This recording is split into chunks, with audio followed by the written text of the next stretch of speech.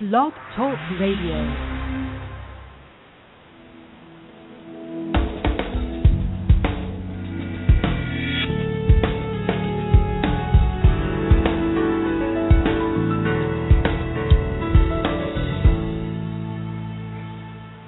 Well, good morning, everybody. Good morning, and welcome back to the Gain Mindshare Business Hour. I'm your host, Charles Harper, and we're with you again, bringing you the best of successful yet under-the-radar entrepreneurs. And today is no exception, and we're going to be bringing you a very special guest today in just 1 minute. As always, I want to remind you that you can join us on the program live by coming to our show page and participating in the chat. And you can do that by coming to blogtalkradio.com/gain mindshare. And when you get there, you'll see a place where you can just log right in. You don't need any software. You can participate right from your web browser or from your mobile phone, whatever you want to do. You can certainly participate in the program. If you have a question, just type your question right in there, and if we can fit it in on the air, we will certainly do that. So again, welcome to those of you who are coming into the chat. Also, we want you to make sure to bookmark us, and so that you join us every morning at 10 a.m. Eastern Standard Time. And if you are an entrepreneur, or you are an aspiring entrepreneur, or you just want to find out what the business community is doing, you can join us here every weekday morning at 10 a.m. Eastern Standard Time, where we talk about marketing and business and life. Well, today we have with us Kelly Cody, and Kelly is the founder of the company Looky Loos, and she's got a very exciting offering and a very exciting program that she's doing, and an exciting product actually that she's put together, and we're going to be talking about that today. We're also going to be talking about her entrepreneurial journey with Looky Loos, and it is definitely going to be an interesting one. So tune in and kind of sit back, and we will kind of take you on a journey with Kelly Cody. Also, just as you'll know, on tomorrow we'll be doing a special broadcast, and we'll be talking about some of the things that we'll be doing for the rest of the year. So definitely keep us in mind tomorrow morning at 10 a.m. Eastern Standard Time. Well, Kelly, this is an interesting thing to me because, when I talk to my wife, she always, she'll always say, hey, that was an interesting guest, or wow, that was a great show. But every so often she'll say, and she'll take a look at what the guest is doing, and she'll say, wow, that's something I think I would really like, and this was one of those times. She really does that, and so that's why I know that this is, again, Kelly Cody is definitely on to something here with her product. But we'll let her talk about it in her own voice, and we look forward to getting her on the line. So, Kelly, welcome to the program. Thank you. Good morning. Hey, good to have you. Thank you. Wow, really getting into what you're doing here, and I know that you've kind of had a journey to get where you are. But I think the first thing that I think I'd kind of like to start with is, can you just talk about?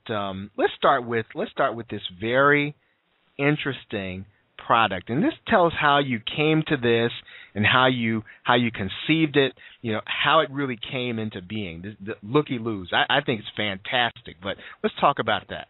All right. Well, Looky Loos are reading glasses that double as a hairband.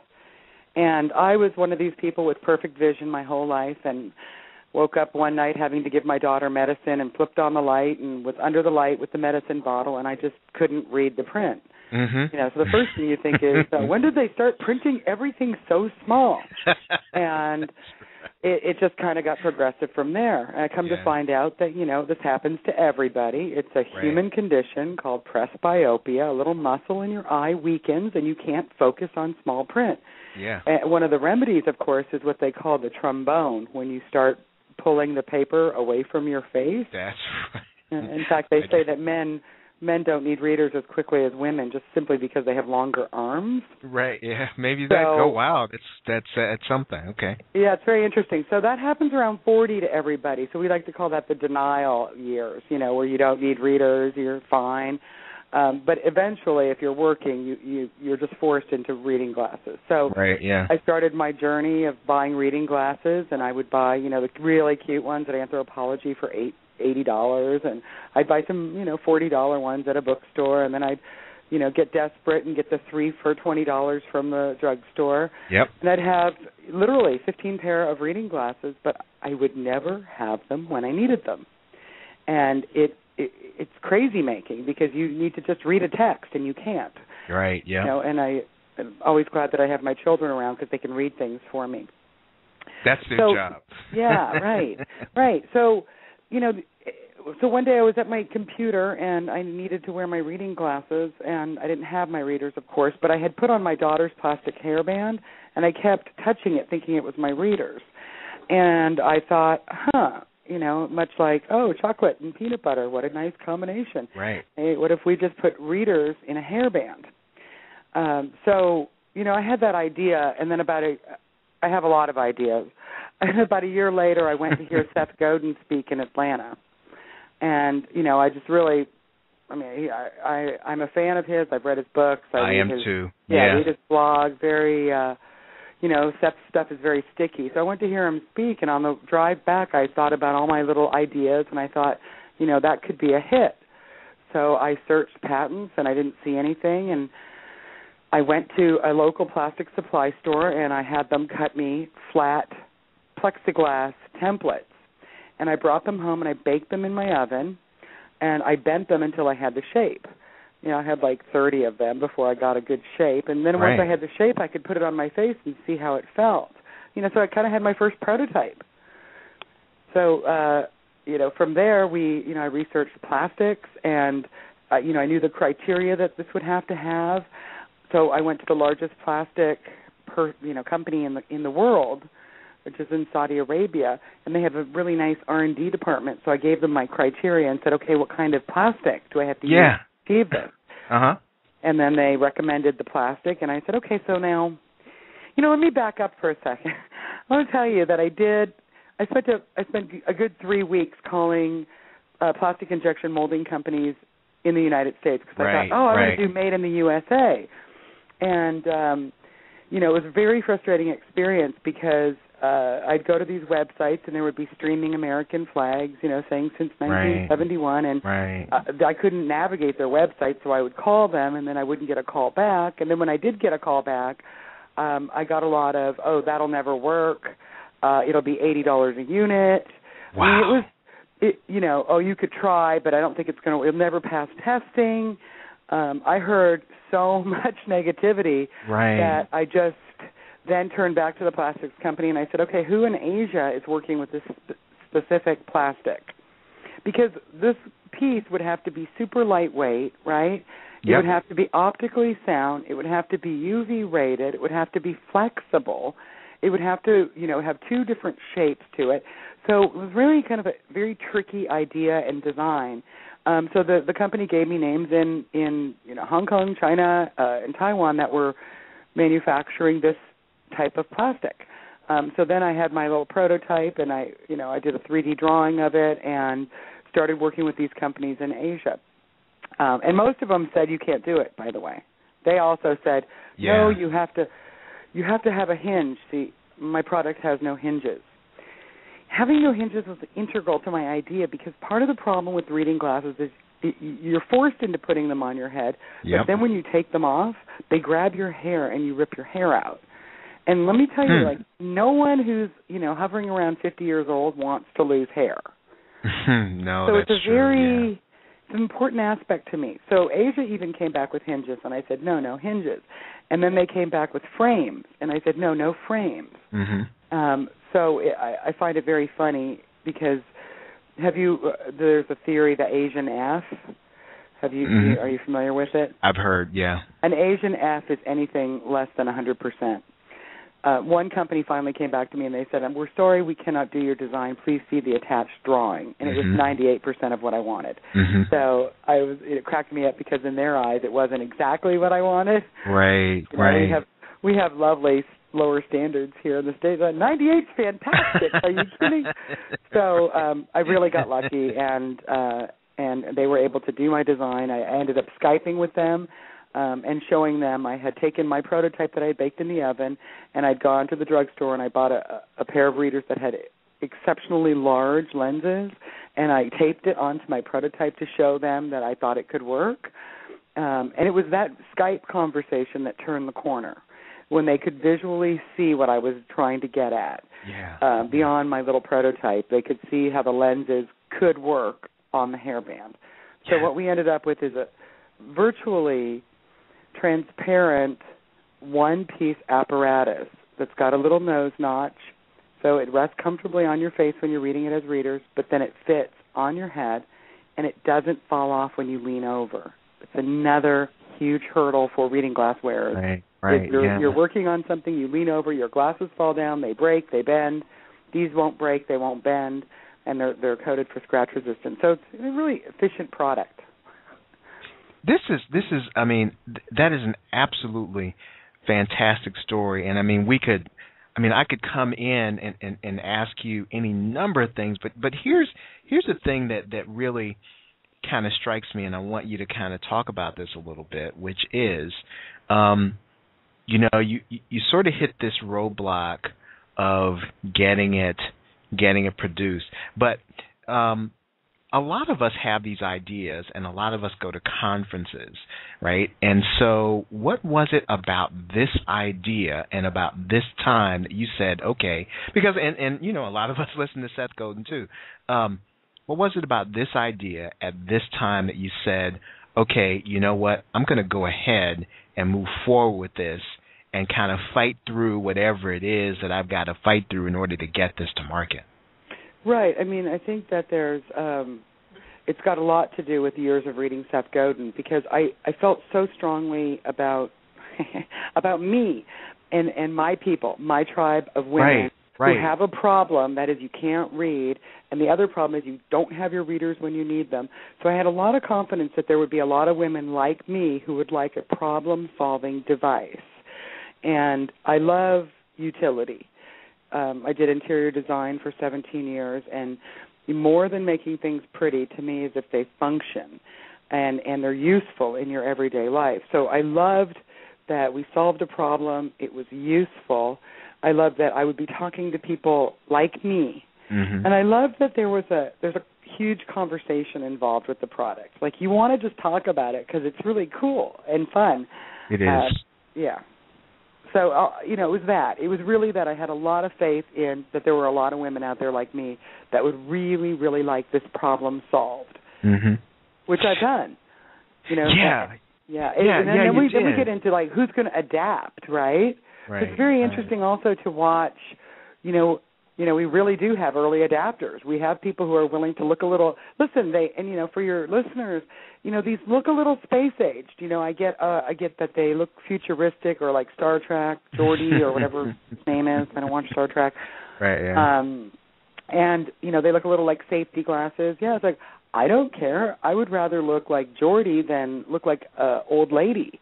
Right, In a way, I think that they're an anti-aging device, because young women put on readers and they look sexy. Middle-aged women put on readers and we just look older. So, to me, putting on an apparatus that looks like edgy, Bono-ish, is a really good thing. Yeah, that's something, right? Yeah. Okay. So now you went forward, and then you hit this roadblock, and I guess a lot of us can kind of resonate with this. It's kind of an interesting dilemma that you really sought to work with, companies in our borders, and talk about that process a little bit more, if you would. I mean, you really hit. You reached out to companies that could actually do this if they could see what you saw, and I guess what it was is you kind of had the problem getting them to see the potential of what you were doing, and for them to be willing to work with you on this, right? Right, and I just think that it's, it was a really significant telling sign of, what's happened to us in the U.S. And I know everybody's stretched to their limits. I know that personally. I know that I see it in Nashville. But for one person to go, that could be a really good thing, and we could at least look at it. We could try. But I mean, if a company would have, literally said, this is a really good idea, and they could see the potential volume of something like this, and they could have, it could be really costly at the front, so we'd make it up, and maybe we could work out if they had the foresight to think about the potential business involved with this, and what kind of partnership it could have been, truly. Because if I was a startup, and building molds is expensive. If I had a company that would have said, okay, we're going to do this with you, but we want X percentage of your business, I probably would have gone for it. Yeah. And I probably, listen, this product is so beautiful, it could have sold for more money. So we could have absorbed, the expense of doing it in the U.S. at the retail level with the justification of, it's more expensive, but guess what? We made so many jobs. Guess what? We kept our business here when we could have exported it. So I think, and I also think people at retail have a great appreciation for that. Well, I know they do. And so it really could have been so different. And listen, the door's not closed. I'm right. I still want to try to do it. If I, when we get to that point, if I can bring manufacturing here and create some more jobs, I'll be, so happy to do that. And just me on my own, I hired a young girl out of design school to help me with my graphics. I've got a bookkeeper who's, a mom, and it's a very good part-time job for her. So I'm creating a few jobs here, and I feel good about that. Yeah, and I think that's really cool, and it would be my hope that you'll be able to do that. But as is the case with all entrepreneurs, when you've got something and it's got to get to market, you sort of got to do what you have to do, and it's sort of interesting. Everybody has to make these choices about the difference between the ideal and then actually getting it to market where it will be profitable. Now you have an interesting financing journey, and a lot of us are sort of in the theory mode when it comes to crowdfunding, but it looks like you have actually taken that step. Can you talk about this whole crowdfunding from a real practical, you sort of did it mode there? Well, I did it way late in the game. When I first started working on Looky Loos, really Indiegogo was brand new. And we had submitted to them, and they weren't taking consumer products at that time. They had a different focus. I think they were just doing creative projects, records, books, things like that. So they weren't taking us. So I had to really, I had to just go to venture capitalists here in Nashville, which was also extremely challenging. Right. So, when I got to the second round of funding, I thought, well, yay. And I noticed that Indiegogo had now opened up to consumer products. There was a guy on there who invented this really neat type of sunglass. He had just successfully raised $110,000. I thought, this is perfect. Super excited about it. Spent a couple of months getting together the campaign for Kickstarter. Have I been saying Kickstarter or Indiegogo? Well, I think you mentioned Indiegogo, but Kickstarter was the initial one. Right. That was the first one that I saw that was closed to goods, then opened up to goods. When I went back on, the sunglass guy had just raised $110,000 on Kickstarter. People now knew what Kickstarter was. Right. A good percentage of people understood what it was. So I was super excited, and I got my whole Kickstarter campaign together and had made sure that I was legally within the, I checked all the rules, went through everything, double-checked with my business attorney to make sure I was doing everything in accordance to their rules. When I went to post my Kickstarter campaign, they had just added glasses and sunglasses to their list of prohibited items. Wow. Yeah, right? Oh, no. So I was really, really disappointed. I had known that Indiegogo was an alternative site and really much more open to every type of project available. Yeah. So I had to just do a few tweaks and revamp, and I went to Indiegogo. I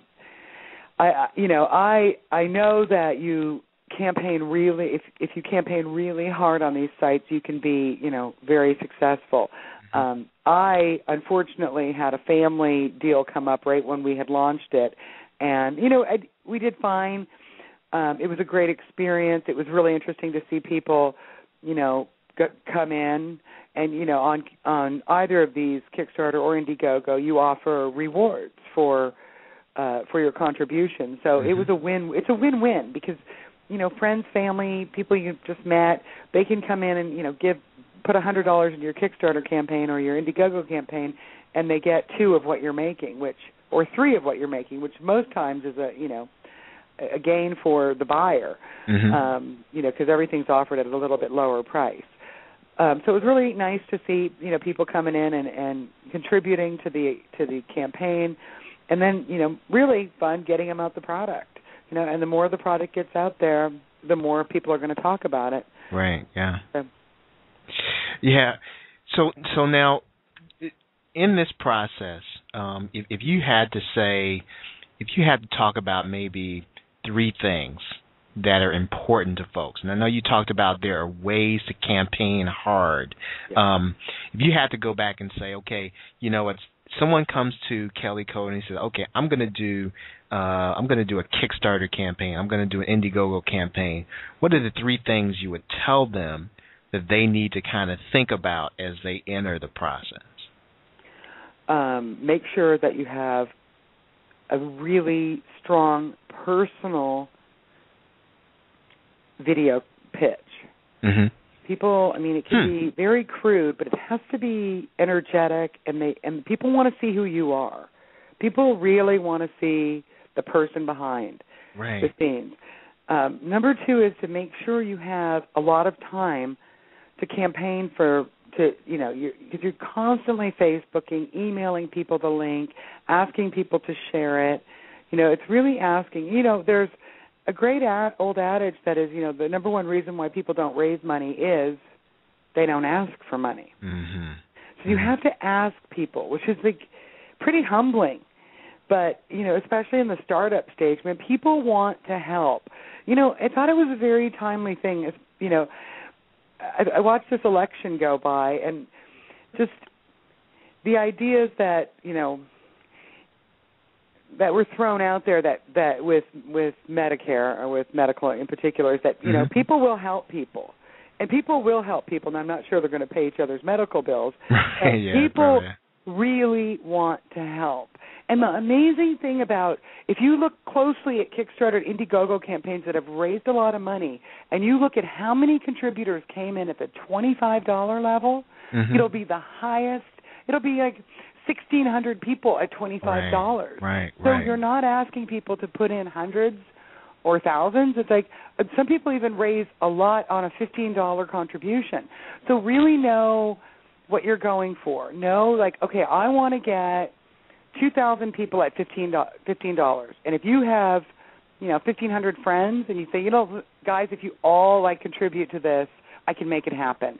And it's very exciting when you break it down by the dollar you're seeking.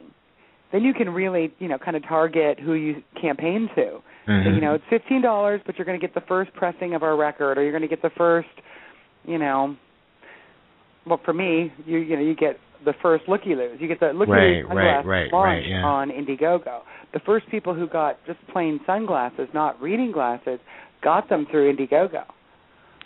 So, wow, that's interesting. It was fun to be able to kind of launch sunglasses in that way. Mm-hmm. It was a nice motivational tool because I had so many people ask me for just plain reading glasses with no correction. So that was just so easy for me. It was kind of it just all fell into line. It was perfect timing. Mm-hmm. So do you think that and that's interesting that you said that the video has got to be very personal. It doesn't even have to be super polished. Do you think, and I've heard this from a couple of areas, and this would probably be in line with some of the things that Seth Godin is talking about, which is it matters that people get to know you, right? Do you think that that's where we're going, you know, in terms of business? That, hey, you know, here's the owner, here's the person that's kind of behind the brand. That it's no more, you know, the CEO sitting in an office kind of tucked away. It's kind of like we want to know who that person is now. Well, you know, I know this topic has been beaten to death, literally, but, you know, I learned to use computers on Apple computers.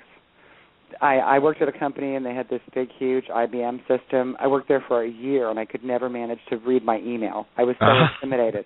The minute I got on Apple, I was a computer person. And I knew Steve Jobs. I knew who the guys were in California. I followed his story when he was out. I followed him at Disney and Pixar.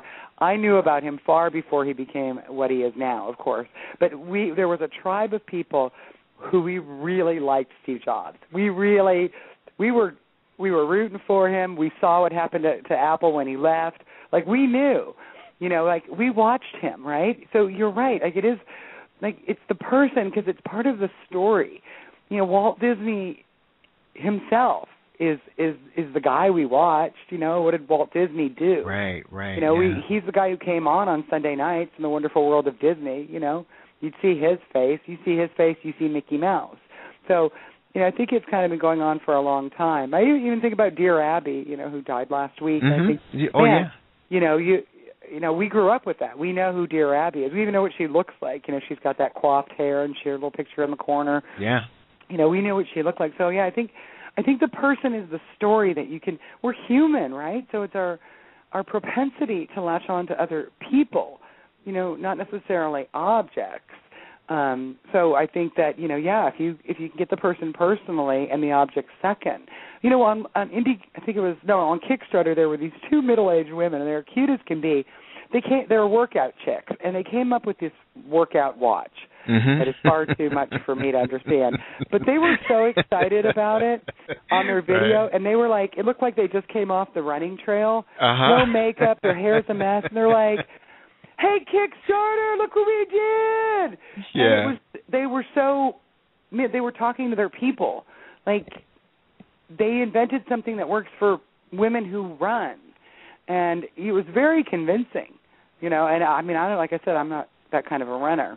But it was really exciting, and I can still remember their faces. And I watched that video once. Yeah. And I know what their faces look like. And it was just this. They were talking to me, like it got me. So, you know, so we don't need to get the whole market anymore, right? We're not looking for the whole big mass market, as Seth Godin talks about.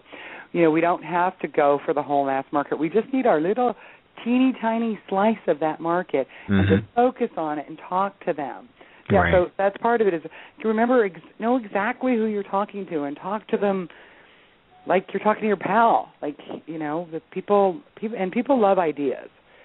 And you're right, everybody has a good idea. And, I mean, and I'm not kidding you, people come up to me and I have a really good idea. And I'm like, well, A, you shouldn't tell me if it's a really good idea. B, you should go do something with it. Right, you should go do something. No, that's right, yeah. So now where's Looky Loos going in the future, Kelly? I'm super excited about it. Like, first of all, I just want to say that, you know, my first year was like full of ups and downs, and you know, it had been 17 years since I started a business, and I remembered two things. One is that, you know, as with everything in life, when you're feeling down, you give. So I had a low point where I was feeling a little discouraged, and I watched this documentary called Half the Sky, which focused on kind of plights of women around the world, and how there would be like one woman in a country like saving thousands, 10,000s of women. And I thought, oh, yeah, I'm supposed to give. And I had read an article that reading glasses made a huge economic difference to third world countries, these little communities where people are basket weavers or sowing seeds or beading. Like, they really need reading glasses. So I was lucky enough to find a foundation, and I sent, 500 pair of Looky Loos to Uganda.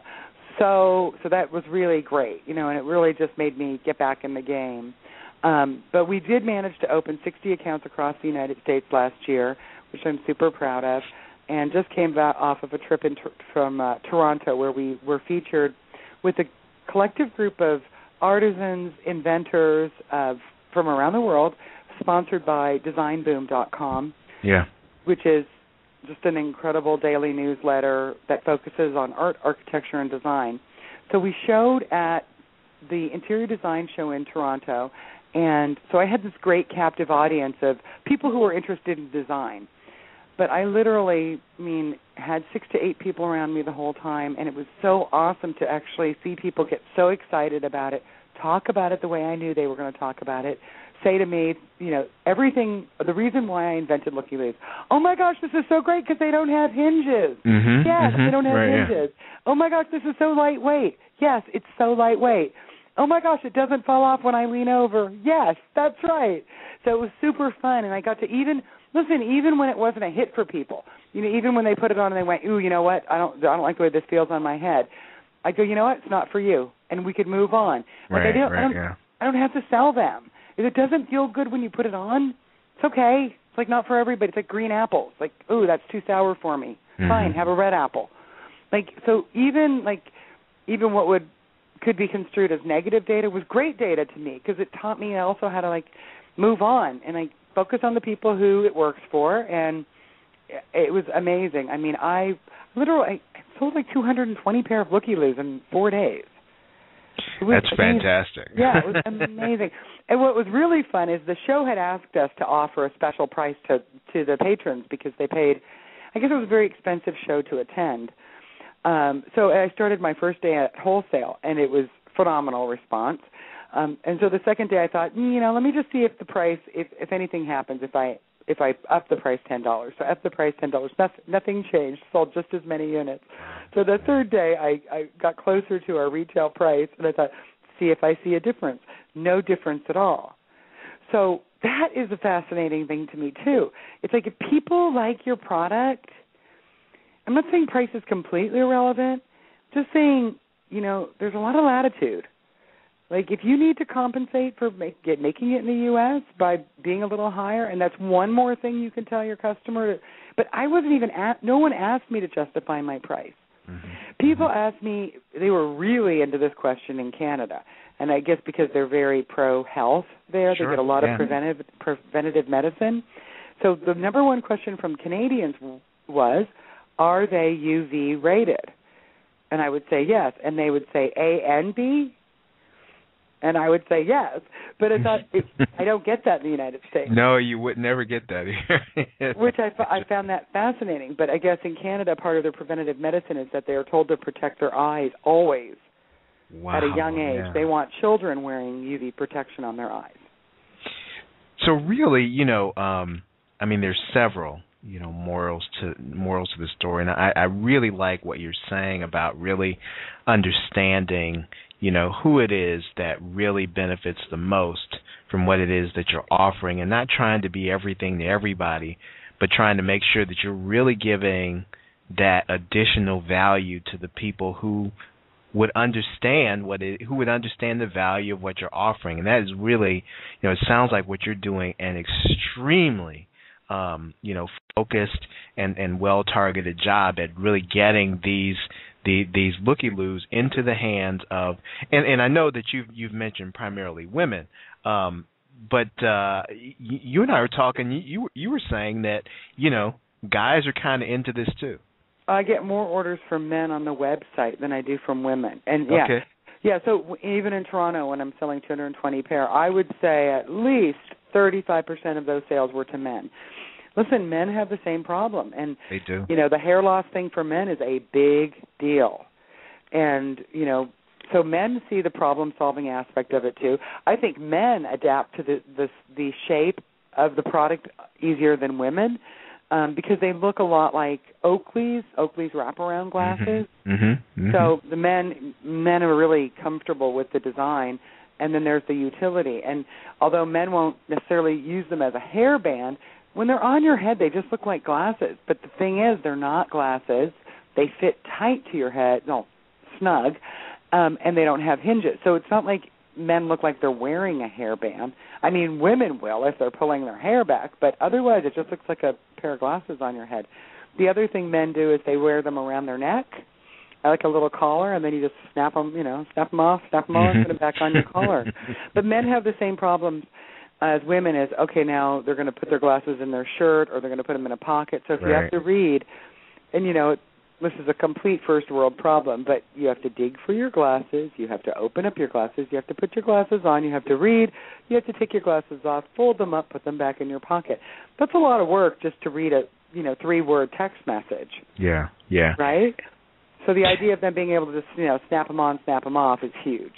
Yeah, and to be honest, a lot of us, we don't even know yet what the what the impact of the information age is yet, right? Because we've been sitting in front of computer screens since 96, a lot of us full time, and we haven't really gotten to that point where we've had people who've been sitting in front of those computer screens, at least the kind of PCs that we have now, for 30 years. We probably in another 10 years we'll know whether or not people's Turns out all those years caused this. Exactly, right. Yeah.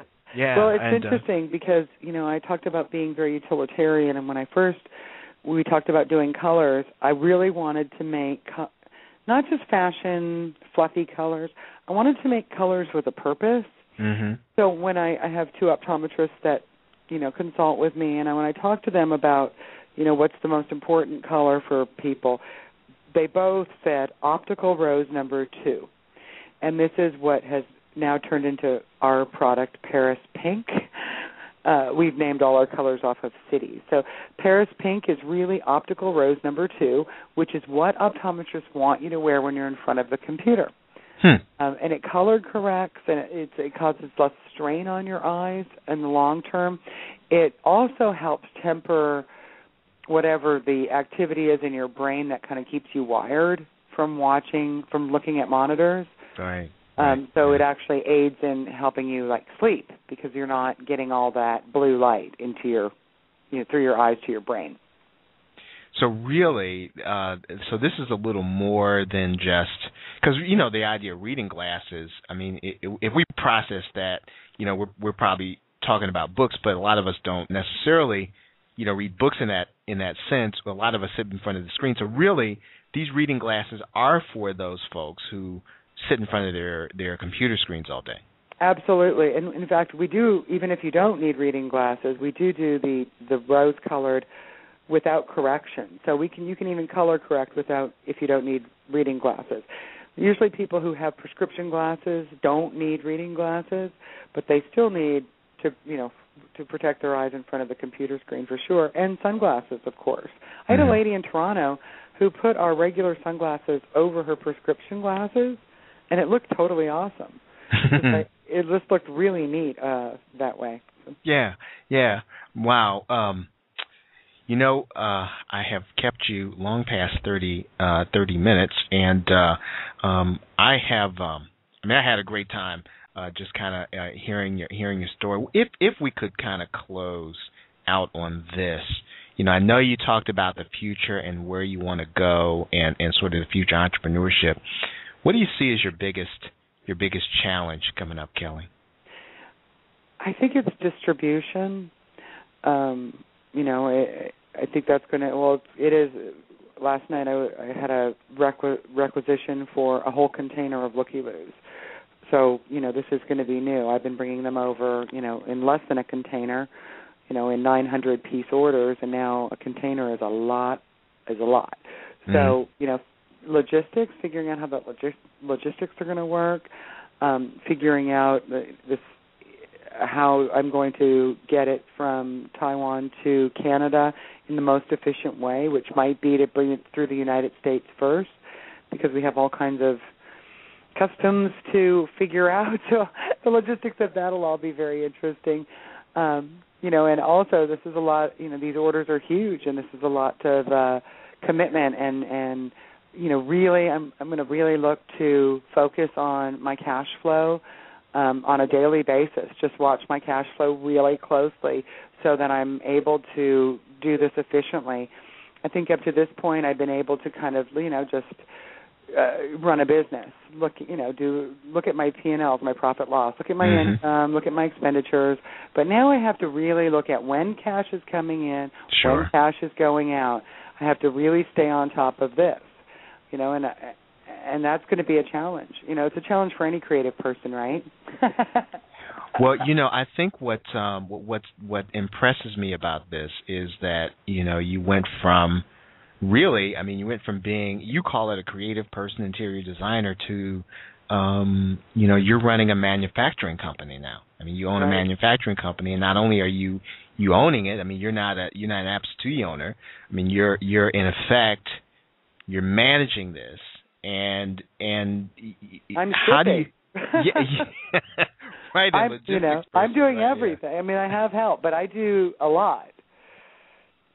So what do you think that is? What do you think that process is? Because there are going to be a lot of us, I think, making this kind of transition. Did you ever think that you'd ever run a manufacturing company? Yeah, right. Did that ever? I'm not like a goal person.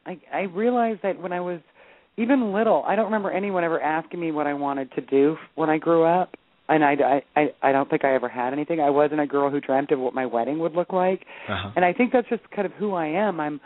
I'm not a goal setter. I'm a doer in the moment.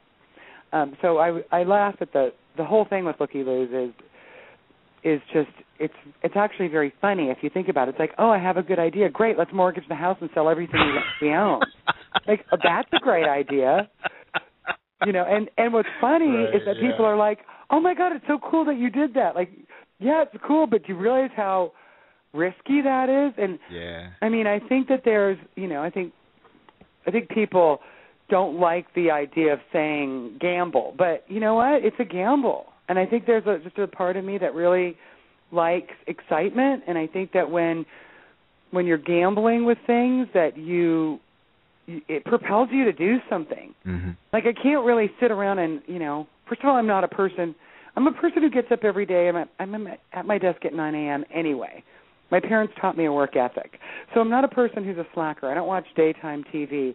But I think by gambling, by putting so much on the line, not only are you going to be at your desk, but you're going to figure out how to get some income. Like, okay, we have bills to pay. How are we going to pay these? So I'm actually less of a goal setter, more of a doer. So, I know that I have bills to pay, and okay, so to get those bills paid, I have to go ahead and I have to make this amount of sales. And it's a great impetus for me. It works. It's kind of like the power of negative thinking. And I'm not a negative person, but I'm also not. I don't think you can positive think your way in or out of things. I think you have, for me, the approach of being a realist has been very helpful. Because the reality is that, I'm responsible for my own life, and I have to work to make money. Yeah, this is really awesome because, again, this is real. I mean, we're not talking about anything that's fluffy. Yes, I mean, you took some concepts, that we talked about Seth Godin, but I guess it could be any concept. You really bringing them into reality, and what you're talking about right now is the real deal. I mean, you're talking about the fact that now, the larger that you get, you've got to really watch. Cash flow. It's not just about the financial statements, at least the income statement. You've got to manage the difference between the balance sheet and the income statement, which is it's not an easy thing. I mean, some people have, accountants and CPAs to tell them what's going on, but you're kind of making sure that you understand all that, which is awesome. It's growing up too. It's because the marketing part, the development, talking to people, selling is even fun next to sitting down and saying, ruh-roh, how are we going to finance our next production run? And how is that going to work out? And are we going to need a bridge loan? And then how are we going to get that? And listen, there are deals that you make with some of these stores, and it's like if you can't show them that you can finance it, you can't get it. So it is the more grown-up, not fun part. But frankly, this is also kind of the cool thing about hovering around 50. I'm 48, is that, it's like, oh, okay, I can try to grow up now. Okay, I can look at that. I can be a little I can grow up. Where I think, listen, for the majority of my life, I've been blessed enough to get work, and I'm intuitive about how I spend money, and everything has always worked out pretty well for me. But I've always worked really hard. That's the caveat. But have I had to monitor things on a cash flow daily basis? Loosely. With this, I really have to be grown up. I have to really, really be good about it. So it's a good challenge, and it's I love the idea of not staying the same person, of evolving into maybe I can grow up a little bit. Right. No, I understand perfectly what you mean. And wow, Kelly, this has been fantastic. And I think for some of the folks who are listening, they're obviously entrepreneurs, and I think they've just learned a lot just from the way that you've shared just a real perspective, on what you've done. And then there are going to be some people who just need reading glasses, who really need an alternative. And I think that you've got a really cool product. My own wife's probably going to be after me to try to find out to get you to tell us all where we can buy them. Where can we get our own pair of Looky Loos? Well, right now the fastest way is to go to lookyloos.com, and it's Looky, Lookie, Loos, LOUS.com. So you just remember Looky and Lou, like the man's name, no apostrophe, lookyloos.com. Easiest way. And then if you locally, like I said, I'm in 60 stores across the country, but they are scattered around. And if there's someone, if they'd like to see if there's someone in their city, there's a email on the website, and they can make inquiries through that. All right, very good. So everybody, just go to check out lookyloos.com, and we'll have the website there on our site at gainmindshare.com, where you can go and just kind of click on the ad and take a look at it for yourself and make sure that you get yourself a pair or two for someone that you love. And then also just kind of be on the lookout there in the future for some of the stuff that Kelly and Looky Loos will be doing. Well, we've had a great time. And, again, one of the things I really like about all the conversations that we have, and this one in particular, is that, business is life, and it's real. There's not necessarily a separation between, what we call the personal life that does. I don't know if there's that separation, but just a real passion, for what she's doing, and a real passion for what she's bringing to the marketplace. And I just appreciate having folks like that on the program. Kelly, will you come back after, something else and just kind of let us know how you're doing? I would love that, Charles. Thank you so much. Yeah, we definitely want to have you back. We want to check in and see how you're doing later on down the line. So I think that would be really fun. Absolutely. Okay, everybody. So thank you very much for being here. And again, be in your places tomorrow at 10 a.m. Eastern Standard Time. You make sure you join us, and where we'll be talking to under-the-radar entrepreneurs and folks who are up and coming. And so you can get your hands on what they're doing, or you just want to kind of keep your eye on them. So with that, thank you very much, everybody. Thank you again to Kelly Cody. Have a great day and a pleasant tomorrow. Take care.